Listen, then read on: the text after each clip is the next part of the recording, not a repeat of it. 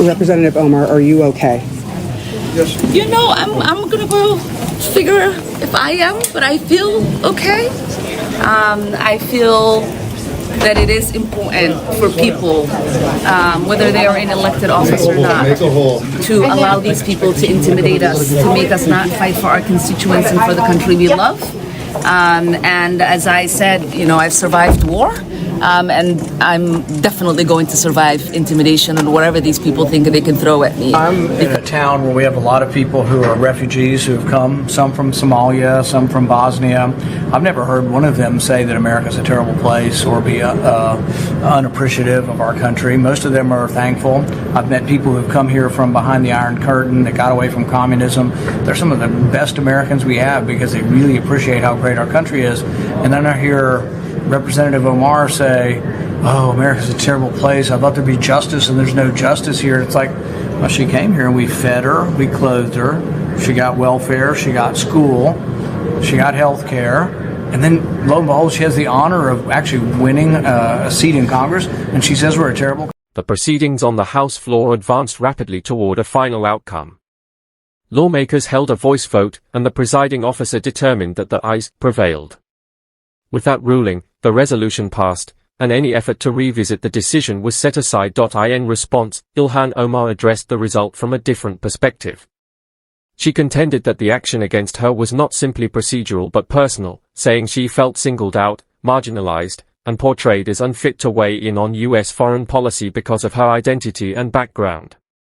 She pushed back against the notion that policymaking can ever be completely neutral, emphasizing that every member of Congress inevitably draws on their own life experiences when shaping their views and decisions. Keep following this analysis, and if you value straightforward, evidence-based coverage of tense moments in Congress, make sure to follow and engage before the deeper breakdown begins.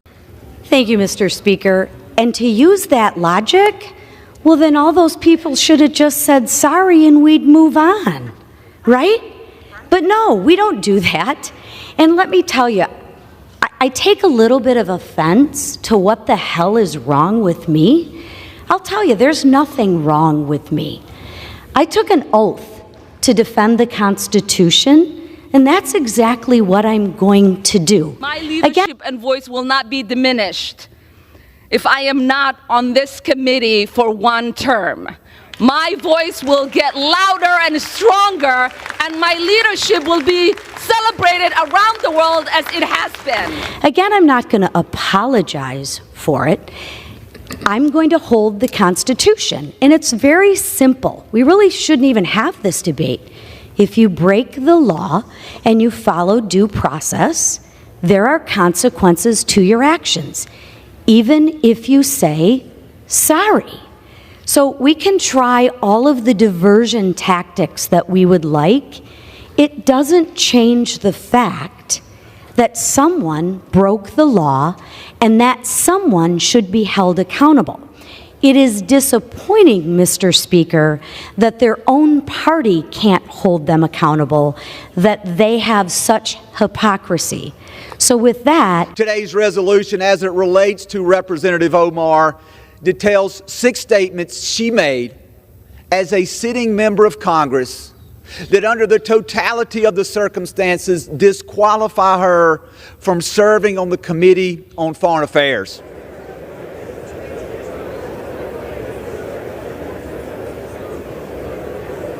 Table Resolution 9, on which the ayes and nays. Don't tell me this is about consistency. Don't tell me that this is about a condemnation of anti-Semitic remarks when you have a member of the Republican caucus who has talked about Jewish space lasers and an entire amount of tropes and also elevated her to some of the highest committee assignments in this body. This is about targeting women of color in the United States of America. Don't tell me, because I didn't get a single apology when my life was threatened.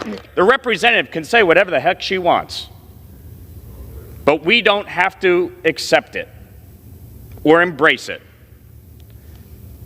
Individuals who hold such hateful views should rightly be barred from that type of committee.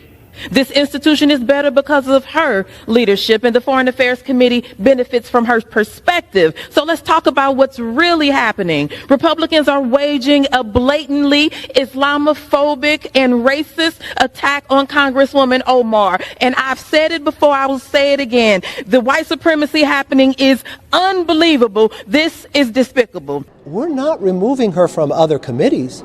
We just do not believe when it comes to foreign affairs, especially the responsibility of that position around the world with the comments that you make.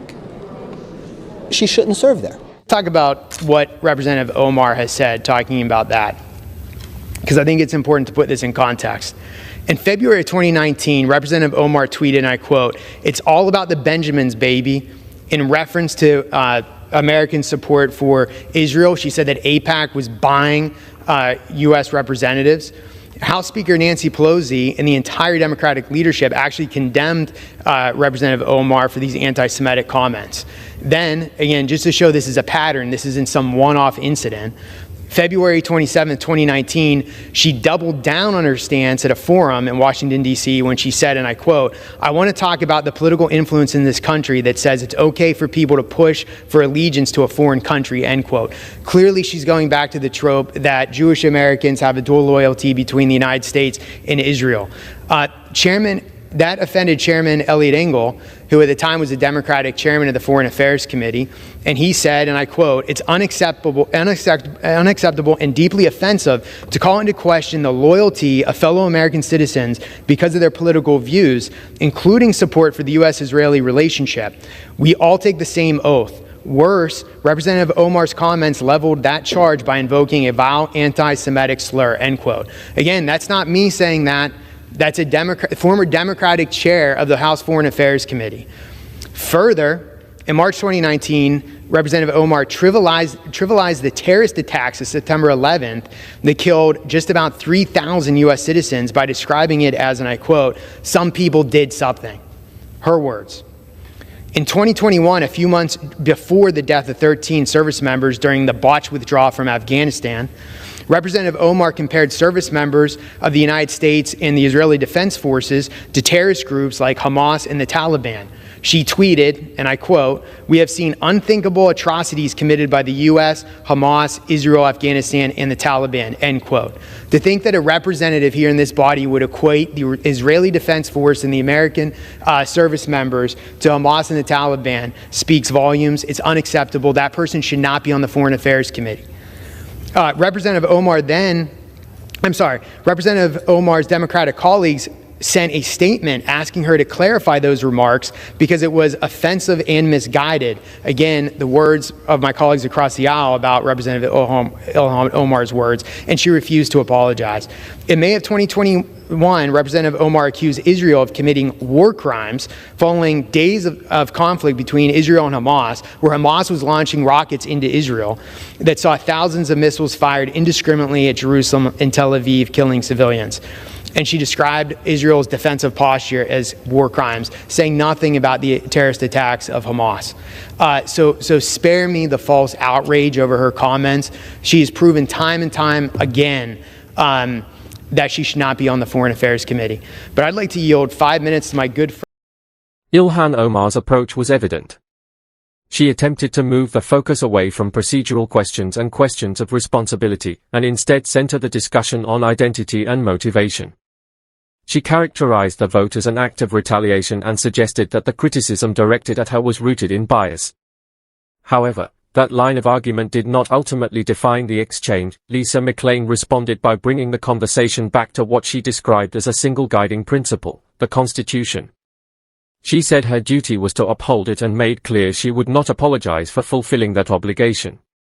Her remarks avoided personal language and instead emphasized process. She argued that when rules are violated, formal procedures exist to address those violations.